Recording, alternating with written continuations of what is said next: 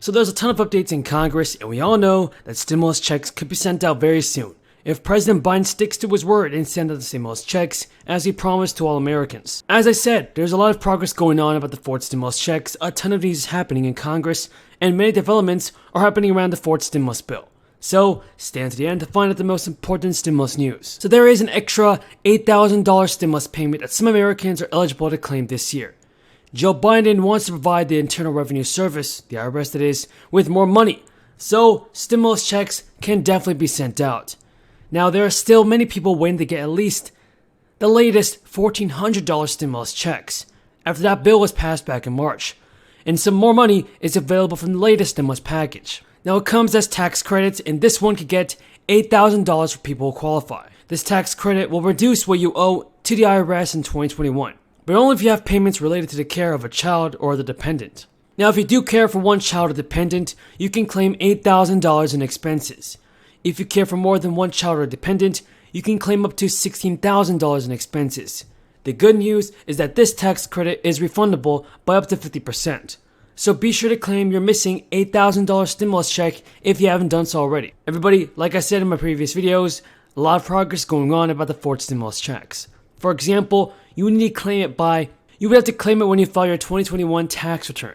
If you spend $16,000 for instance, caring for your dependents, and if you owe the IRS $4,000, the tax credit eliminates that debt, and you would then get a payment for the rest of the money, and that's another $4,000 right into your bank account. That's free stimulus cash, guys. And the good thing is that a lot more people are going to qualify for this credit.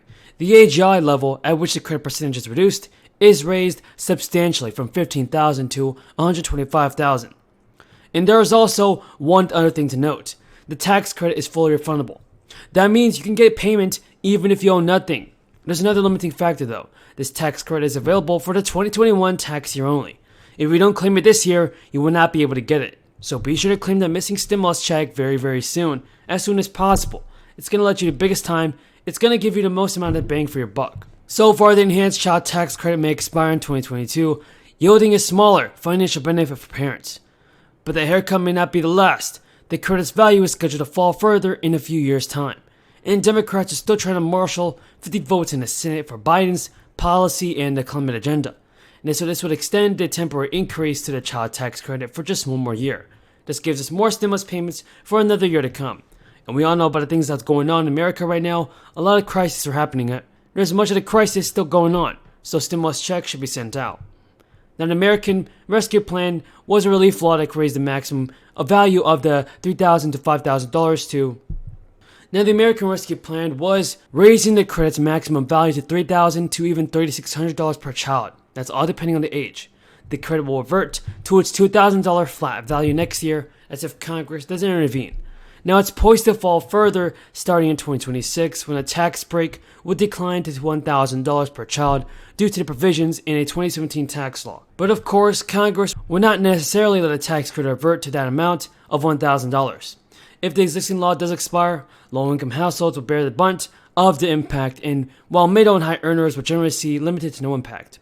But so far, the Build Back Better Act, which is the big stimulus bill that people are talking about right now, is still under negotiations, and this bill, if approved, would extend the tax credit's monthly income stream for parents whose income is below $150,000 a year.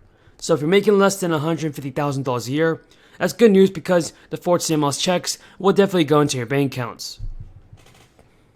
It would also make the credit fully refundable on a permanent basis, and a particular benefit for low earners who will get the full value of the credit regardless of their income or tax liability.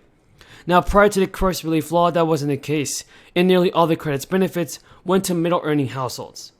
Democrats did hope to send the legislation to Biden's desk by the year end, but the bill has stalled in the Senate, where Manchin, the Democrat from West Virginia, remains a holdout on the $1.75 trillion proposal. From my family to yours, Merry Christmas.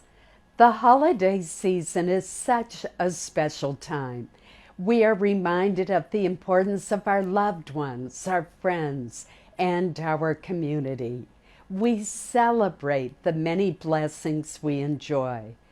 We are grateful for the men and women of our armed forces who secure our freedom and are often far from home. We thank our first responders, healthcare professionals, store clerks, factory workers, farmers, and truckers, and so many others who have stayed on the job during this difficult time. Let us also remember those who are struggling. Please do what you can to help make the holiday brighter for a neighbor in need. But it's a holiday season nonetheless, and we want you to be sure that you have the greetings from our family to yours. From me and Maddie, and Mary's handling the camera. We just want you to have a wonderful season with family and friends, and just know we're thinking about you. Last month, a hedge fund called Archegos imploded after making some very risky bets, and some of our biggest banks had loaned Archegos the money to make those bets, even though the hedge fund was managed by a guy who had already been charged with insider trading and banned by regulators from handling clients' money. Now, those banks suffered 10 billion, that's billion, dollars in losses as Archegos collapsed, with more than half the losses hitting one bank in particular, Credit Suisse. So, Vice Chair Quarles, your job at the Fed is to oversee the safety and soundness of our banks. And last year, you made the decision that Credit Suisse and a few other big foreign banks no longer should be required to participate in a Fed program that was designed to oversee the riskiest banks, the Large Institution Supervision Coordinating Committee, or LISC. Is that right? Yes, although it didn't change the intensity with which So we you're the one who said we're not going to do that. So at the time, you justified dropping these banks from increased supervision on the ground that these banks, and I have it here, have significantly shrunk their U.S. footprint, and their U.S. operations are much less risky than they used to be, close quote. Your timing, of course, was impeccable on this. Just a few months later, Archegos blew up and resulted in billions of dollars of losses to Credit Suisse. So now, Vice Chair Quarles, before you told the banks like Credit Suisse that they didn't need extra scrutiny from regulators, before that, did you see any warning signs that these banks had some deficiencies in their risk management? Well, the losses that you're referring to, the great bulk of the Archegos losses occurred outside the United States. Yeah, are you saying that losses outside the United States can't affect operations inside the United States by these large multinationals? Surely not. But we don't supervise their operations outside the United States. So their operations within the United States have shrunk, exactly as I said.